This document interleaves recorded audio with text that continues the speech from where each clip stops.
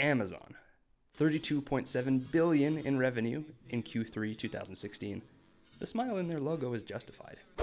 The size of your slice depends on 1, getting found, then 2, converting the people that find you into buyers.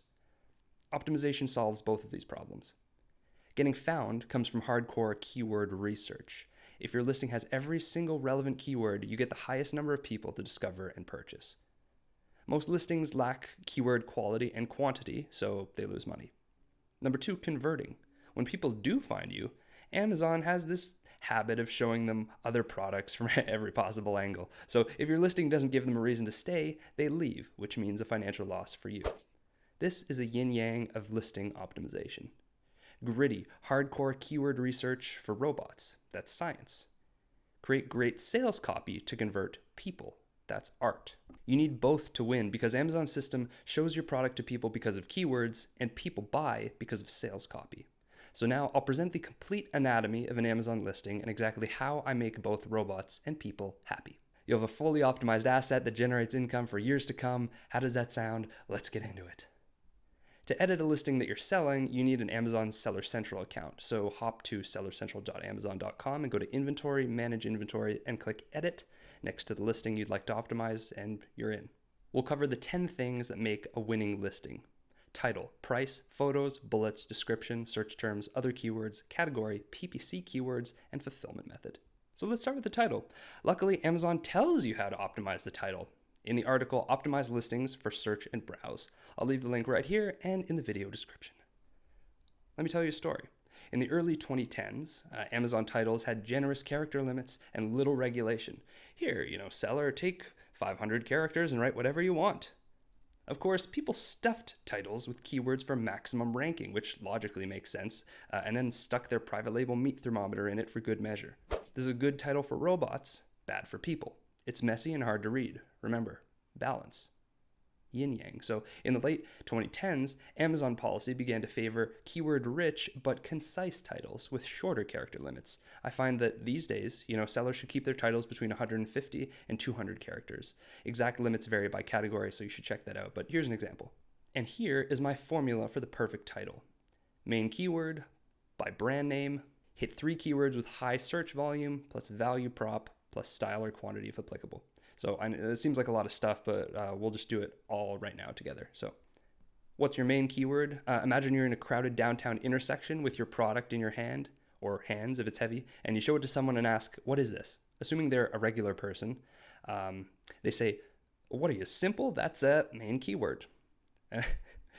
That's how you want to start your listing. The first words are what people search the most. But how do you know what the most used keyword is? You may think you know, but to be sure, go to Google Keyword Planner tool, which gives you monthly search volume on Google searches. So for example, the listing above uses jump rope as its lead keyword. Cool, but what about skipping rope is something that came to mind for me. So how do we know that more people aren't using that? So to make sure, go to the Keyword Planner. If you haven't used it before, you need to create an account. It's cool, I can wait.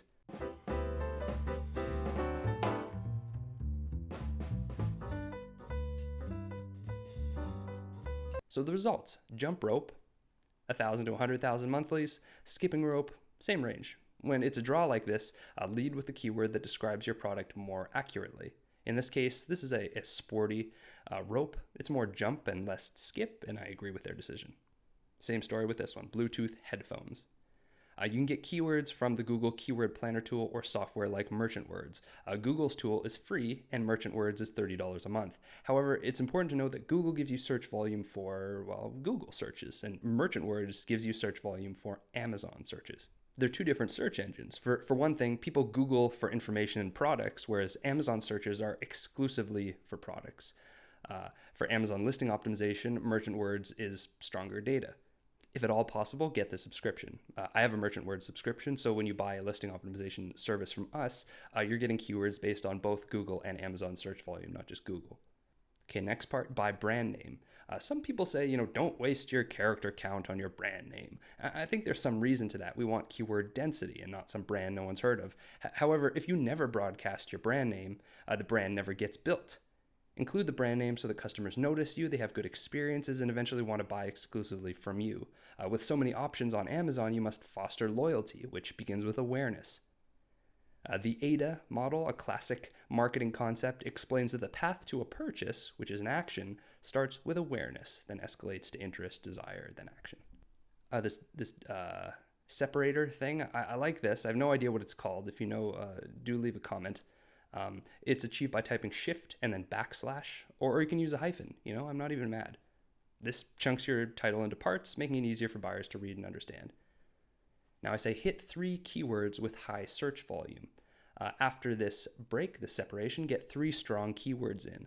Think of it as a Venn diagram, right? You want the keywords with the highest search volume that are also the most descriptive of your product, the most true to your product. And a value prop. This is a crisp encapsulation of how life will be better when the customer buys your product. They'll repeat it to their friends, and their friends should say, wow, that's pretty cool. Great ones get clicks. Here are a few from outside the Amazon FBA world because ultimately this is a business, not just an Amazon business. Dollar Shave Club, they sell razors. A great shave for a few bucks a month. Tortuga backpacks, everything you need without checking a bag. Like on airplanes and stuff. Vimeo, make life worth watching. Weebly, the easiest way to make a website. Debatable. Evernote, remember everything. Desk beers, craft beer delivered to your office. That's a great idea. And Spotify, soundtrack your life. When writing yours, remember that the simpler the sentence, the more true it sounds to people. It's the same idea behind Occam's razor, which is the original Dollar Shave Club. The idea that the simplest answer is usually correct. Style or quantity if applicable. So for example, supplements contain a certain count, towels come in sets, creams and ounces. State this technical information at the end if applicable. And lastly on this subject, a healthy dose of caution. You should, in my opinion, avoid superlatives. So stuff like number 1, best, best-selling. I say this because of a section in Amazon's prohibited seller activities and actions that says, in addition, you may not make claims regarding a product's bestseller rank in the product detail page information, including the title and description, which is open for interpretation, but to me, number 1 claims are ranking claims, and I'd stay away lest the listing get de-indexed or something. Also, this won't lead to being de-indexed, but I would say use proper grammar and spelling, and it should be very easy to read and understand. Also, if the title exceeds your allotted character count, you guessed it, de-indexed. This is real money. And before you finalize the format of your title, Amazon has a guide with recommended formulae for certain product categories. So for example, if you sell bedding, they prescribe this formula: brand plus line pattern plus thread count plus material plus size plus product type, comma, color. There's no plus. That's interesting. So it would look like that. I'll leave this link in the video description as well. Check it out to see if your category has any particular rules around the title. Number 2, price. In Seller Central, there's your price and also sale price, which is your chance to create a sort of deal feeling. This isn't for everyone. If your product is in a more austere, serious market, perhaps a price slash is most unbecoming. But whatever your slash, make it look believable. So $200 down to $10. What are you, simple? No thanks. $200 down to $175. I mean, that's better. It's a respectable product, and I get $25 off if I buy now. There's a healthy amount of urgency created there. So price slashing is a good incentive in moderation, but make sure the deal doesn't call the value into question or devalue your brand. For example, Apple products don't go on sale, and Udemy courses do go on sale. And how does that make you feel? When you're just starting out, it's better to price the item lower on average. Just think about it. This is a little strategy piece here. As long as it's above break even, right? You're getting more for it than you spent. It's better to make sales at lower margins for the sake of increasing your ranking and getting reviews rather than making no sales at all.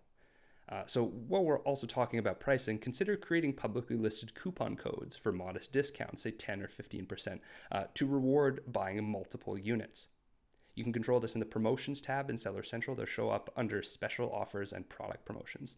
This is a sort of a can't hurt, might help tactic. It really makes sense with consumables or giftable items where value increases with quantity. Your title gets you found, but your photos make people click on your listing as opposed to other ones. Amazon sellers currently have 7 visible photos that they can use, which are 7 different chances to sell. So what do? Well, here's the magic distribution. There's one main photo of just the product on white, and it fills at least 85% of the frame. Then 3 glamour or detail shots on white. Show off the curves, contours, detail, the texture, stimulate the senses. Because the buyer can't be there in person. It's the next best thing. And then 3 lifestyle or benefit shots. These include photos of people using the product, written benefits, mentions of your guarantees, etc. Some call these hero images because they allow the buyer to look at the photo and project themselves as the hero in the post-purchase fantasy life. Images with other humans convert higher than photos of just product because humans naturally project themselves into the driver's seat of any image. Let me show you some Amazon Prime examples. Silicone wedding rings, Himalayan salty salt lamp, hammocks. You can't help it, right? You look at these photos of these people and you project yourself into their shoes. They're giving and receiving love. They're working hard at their desk. Relatable, anybody? And they're somehow energized and on another level that you can only access with your product. And most important, they're happy, right? And that's what you want. That's what we all want. People don't buy your product. They buy what it does for them. And on a tactical note, there's some interesting stuff going on, like composite images to show different use cases and editing photos to include customer reviews. Now we have some technical specs for the photos, and who better to tell you about them than Amazon itself. I have all the specs in the written version of this walkthrough. I'm not going to list them out here because it's just saying a bunch of numbers and codes and stuff. It's not very interesting. So in terms of photos, how do you actually make it happen? You have 2 options. You hire a professional or you do it yourself. Option 1, the professional. As an entrepreneur, it's better not to spend your time learning how to be a photographer. It takes time from your main objective, which is sales, and someone else is better at it than you already, so outsource. If you send me an email, it's hello@asteroidaim.com. I'll recommend someone tailored to the needs of your product. And get you insider pricing, of course. I think I'll do what I can. And then option 2 is to do it yourself. You could create a DIY light box that properly diffuses white light. We built one of these in the office back in the day. Sometimes it's nice to have full control over the angles and composition of your listing photos. Also, to be perfectly honest, phone photography is improving every second. There are apps like Camera Plus that enhance the natural capabilities of the iPhone's native camera. At this point, phone cameras can do Amazon listings pretty comfortably. Of course, if you'd rather outsource, there's good sense in that. Photography is key to Amazon conversions, so investing in good photos will earn you money in the long run. As with writing the listing itself, spend on quality because it pays itself back in the long run. Number 4, the bullets. We are so close to making that sale. The buyer finds your product on Amazon, okay, based on keywords and your title and the rest of the listing. They click on the listing because of the pristine main photo. They're on the listing and the rest of the photos look good, but they need some convincing. So they start reading your bullets and ask the universal buyer's question. What's the question? Just think about it for a second. The universal buyer question is, what's in it for me? If they value the perceived benefit of your product more than they value their money, the scale tips and they buy it. But how do you convince them that this purchase is worth more than their money? It's pretty simple. You pitch using unstoppable human biological desires. Here's the timeless strategy to sell anything. The Life Force 8 from Drew Whitman's book, Cashvertising. There are, it turns out, 8 biologically programmed desires that everyone has. If you appeal to these in your Amazon bullet points and description, customers will be motivated to buy and they won't necessarily know why. So, no big deal. The following 8 things dictate all of our decisions for life. They are survival, enjoyment of life, and life extension. Number 2, enjoyment of food and beverages. Number 3, freedom of fear, pain, and danger. Number 4, sexual companionship. Number 5, comfortable living conditions. Number 6, to be superior, winning, keeping up with the Joneses. Number 7, care and protection of loved ones. And number 8, good old social approval. I'll give you an example. Perfume and cologne, they're body fragrances. I mean, really? They're magic scented water that you spray on your body for $100 a bottle. That's not necessary for survival. But that doesn't matter because the fragrance industry sells using the Life Force 8. They've bypassed common sense by appealing to biology. The market is worth $28 billion if that's any indication of how well they're doing. So fragrances are not necessarily sold like this.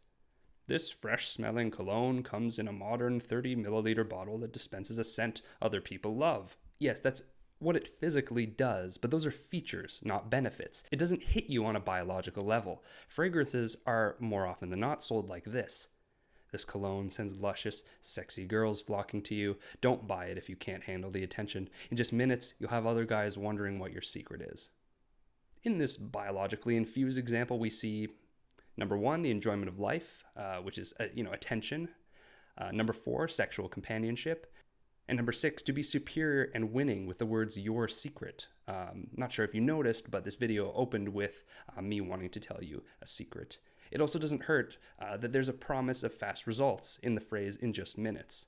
That's stupid, you think. I wouldn't write copy like that first example. But yet, 95% of sellers, I just made that stat up, but 95% are writing their Amazon listings with a list of features instead of pressing primal buttons. Let people imagine how much better life will be after they buy from you, deliver on that promise, and you've got them for life. Number 5, the description. The description must be infused with a Life Force 8 as well, but we've already covered that. So now we're going to talk about something unique to written descriptions, which is formatting.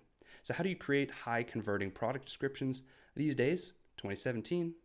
You have 2 options. Use text only and format with HTML, hypertext markup language, or use enhanced brand content, or EBC. I'll address the incumbent HTML first and the newer EBC feature second. Okay, so HTML is a standardized system for tagging text files to achieve font, color, graphic, and hyperlink effects on World Wide Web pages. Fantastic. A product description with HTML is easier to read versus a block of text. I think you'll agree. HTML can be used in description, but not the bullet points. So just keep that in mind. Here's a short description for a vegetable spiralizer. This niche is notoriously competitive, which calls for optimized listings. I wasn't disappointed. Here's another description, which is also from page 1 of the search vegetable spiralizer. The writing is fine, but it's one block of text because it doesn't use HTML formatting. No bullets, no bold text, no spaces. It's just a block. Now, no one's going to have the patience to read this. No offense to the seller, of course. It looks like a great product. I'm only talking about the listing in terms of the HTML description. We have one description with HTML formatting and one without. Let's take the former example and see what the text would look like when entered in Seller Central. We'll be using the following code: B for bold, /B for stopping the bold text. Same thing with paragraphs. It's P and then /P. And you'd write something like this in Amazon to display the description down in the screenshot above. Of course, if you just look at HTML in a Word document or something, it's ugly. But if you paste this baby into Amazon, watch it emerge as a masterful sales asset. And you'll notice that this listing even ends with a little call to action. Choose the Briefton's 5-blade spiralizer now. Compare that to just choose the Briefton's 5-blade spiralizer, and you'll realize the power of now. That's a little Eckhart Tolle pun for those who are so inclined. Sorry about that. Now, there are 3 power words that can help you sell more units. I'll just put them in here because I encourage you to include them in both the bullets and the description. The word because. Robert Cialdini asserts that when we ask someone to do us a favor, we will be more successful if we provide a reason. People simply like to have reasons for what they do. So this example was, say you're standing in line for the copy machine and you want to cut the line. What do you say to the person who's currently using the machine in order to cut the line? Here's our first attempt. Excuse me, I have 5 pages. May I use the Xerox machine? That had a 60% success rate.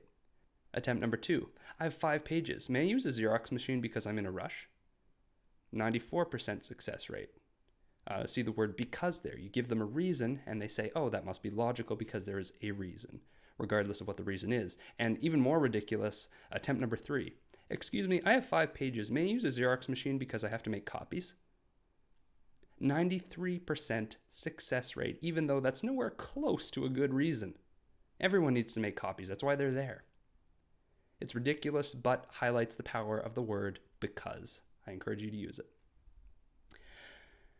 Use the word value instead of price. Value is about advantages. Price is about what the customer loses in the form of money spent. People are programmed to avoid loss more than seek gains. It's a phenomenon called loss aversion. You may have noticed that I began this video by explaining how I was losing money on Amazon and described listings as bleeding cash. So you can definitely sell people on the gains of your product, but you want to address a certain pain points in the form of losses, which triggers this loss aversion response. People really don't want to lose things. And lastly, use the word imagine to allow the buyer to test drive life with your product post-purchase. Even if they haven't decided to buy it yet, it doesn't hurt to imagine the advantages, right? Just imagine it. There's no commitment there. All right, now let's discuss the newer, possibly cooler, Amazon Enhanced Brand Content, EBC. Your other option for the description is to ditch the HTML altogether and add images and text, all in a selection of formats. I think we can mostly agree it looks great, objectively better than plain text, so I imagine it does convert better. That said, some reviews of the program indicate that EBC content doesn't index in Amazon's search engine, so you don't currently, as of early 2017, have a ranking benefit from written EBC content included in the same way that HTML text descriptions have, with some accounts indicating a drop in sessions after switching over. But you know what? At the time of recording, EBC is still a relatively new feature, and I suspect that this is a temporary problem, and in the fullness of time, Amazon will index EBC text. I don't see them not doing that. It's still early days, so keep an eye on it. It looks great, and it's promising. Number 6, search terms. In Seller Central, go to your listing, then edit the Keywords tab. You'll see something like this. Each text box has a character limit. Use all the space that you can. It isn't visible to customers, so you can kind of go nuts here. Think of keyword inclusion as a pyramid. At the very top, your lead keyword that you put in your title first. Then the 3 keywords that we hit in the rest of the title. Then the keywords in your bullets and description, which also get indexed. And then we have the search terms. This is a different set. Why have I sort of ranked it in this hierarchy? It's because you don't actually use keywords that you've already included before. So repeat keywords are redundant and don't grant you any extra ranking power, as articulated in Amazon in their international smash hit, Optimized Listings for Search and Browse, won the Cannes Film Festival in 2019. It says, also there is no additional benefit in providing keywords except when they contain unique information such as alternate names, abbreviations, etc. that doesn't fit in any other non-keyword field, by which they mean, if you haven't had it in your title, bullets, description, then you should definitely put that here if it's relevant. The most instructive thing to tell you which search terms to include is this chart that Amazon put at the bottom. In the diamond flower example, you shouldn't use those because they're redundant. So this section is for keywords that you haven't used in your title, bullets, or description, but are still relevant and will help more customers find the product. Don't use other brands because they're unrelated to the product itself. If you want to compare, I think you could do so suitably in the product description. Again, with this popcorn and ice cream thing, you want the intersection of high traffic and high relevance. Colors of India versus colors and colors. This is good news because it frees up room to write different keywords instead of worrying about capitalization, plurals, and punctuation. Where I'm from, Canada. We spell it like this, colors. Is that accounted for? I don't know, so I don't know how I'll fall asleep in my igloo tonight without that answer, but we'll see. I'll give it a shot. Lord of the Rings and LOTR, so abbreviations are recommended. Alternate names for the product. Again, just hop into the Google Keyword Planner tool and search keyword ideas to see what else people are looking for. Related subject matter and characters. I'll also add that if you're an insider in the niche in which you're selling, which is of course preferable, then include as many insider terms as you can here, something only hunters, biologists, or Canadians would understand. What do we all have in common? We all have to wrestle a polar bear as a rite of passage. Between Google Keyword Planner Tool, Merchant Words, and other free online tools like keywordtool.io, you should be just fine. If you choose to work with my team, we have Merchant Words, which saves you time spent in research and writing, and also about $30 a month. 7. Other keywords. Once you enter your search terms in the back end, you'll see some other fields. These are particular to your product, and from what I can tell, this is a can't hurt, might help scenario. But honestly, not all tasks are created equal. Considering Pareto's principle, your title, bullets, description, and photos will account for 80% of your results, and stuff like this sort of falls by the wayside. It's not as important. So give those fields all of your most relevant keywords, and if you have keywords that A, have not been used, and B, also apply to the attributes that Amazon's asking for in these additional fields, go for it. Similar to the search terms section, the terms you enter here depend on your product, so there's no set prescription for this. Okay, number 8, category. When editing your listing, head to more details, then find category item type. This allows you to classify your item as you see fit. The key here is accuracy. The category should be true to the product. This affects your sales a lot because shoppers often browse by category. So if you're in a category that's not relevant to you, no sales, right? The easiest way to determine what category to choose is to look at a batch of 15 competitors, if there are any, Mr. Blue Ocean Strategy, huh? And see how they're categorized. Then check their estimated monthly revenue with a tool like Jungle Scout to see if there's a correlation between where certain listings are categorized and their revenues. So here's an action plan for you. Scenario 1, all your competitors are in the same category and have good revenues. So in that case, I recommend to use the same category.